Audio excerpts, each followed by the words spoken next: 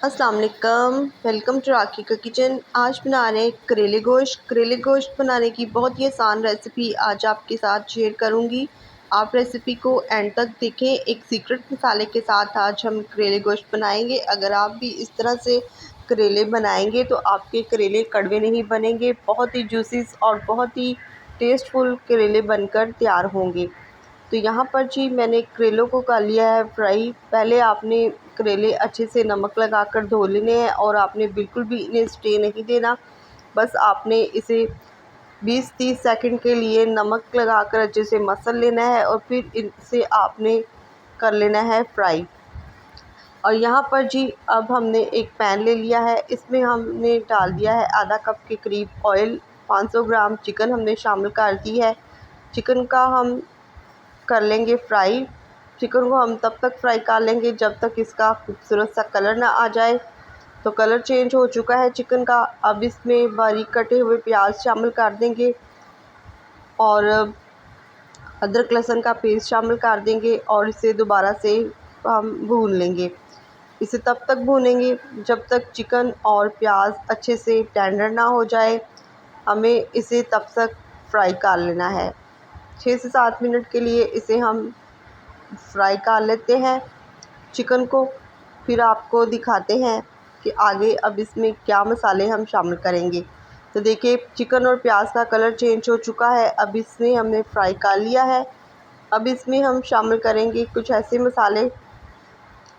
यहाँ पर जी 1 टेबलस्पून हमने नमक शामिल की है। लाल मिर्च शामिल कर देंगे 1 टेबलस्पून। हल्दी शामिल कर देंगे 1 टीस्पून। गरम मसाला शामिल कर देंगे। खुश्क धनिया 1 टीस्पून शामिल कर देंगे।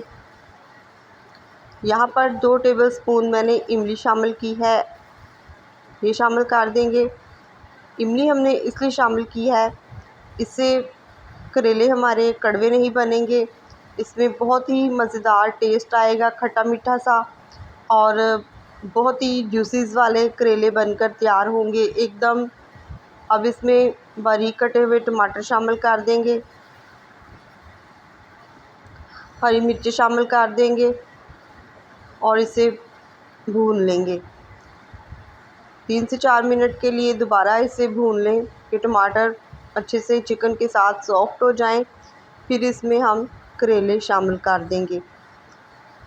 यहाँ पर आपने इसको 2 से 3 मिनट के लिए भून लेना है। बहुत ही आसान और बहुत ही ईजी तरीके से आज आप के साथ करेले गोश्त की रेसिपी हमने शेयर करी है। अगर आप इसी तरह से करेले गोश्त बनाएंगे तो आपके करेले भी बहुत ही जूसीज वाले करेले बनेंगे, बहुत ही मज़ेदार बनेंगे, ड्राई नहीं बनेंगे।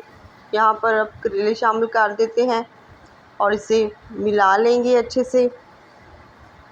और इसे अब हमने 5 मिनट के लिए लो फ्लेम पर कवर लगाकर रख देना है ताकि करेले चिकन में अच्छे से मिल जाएं।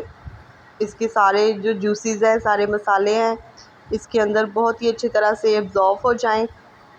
इसे कवर लगाकर 5 मिनट के लिए पका लेते हैं। 5 मिनट हो चुके हैं तो चलो देख लेते हैं। तो यहाँ पर बहुत ही मज़ेदार हमारे करेले गोश्त बनकर तैयार हो चुके हैं। आप भी इस तरह से करेले गोश्त ज़रूर बनाएं और अपना फ़ीडबैक भी मेरे साथ ज़रूर शेयर करें। वीडियो को लाइक कर दें, शेयर कर दें। चैनल पर नए हैं तो चैनल को सब्सक्राइब कर दें। मुझे इजाज़त दें, तब तक के लिए चलती हूँ। खुदा हाफिज़।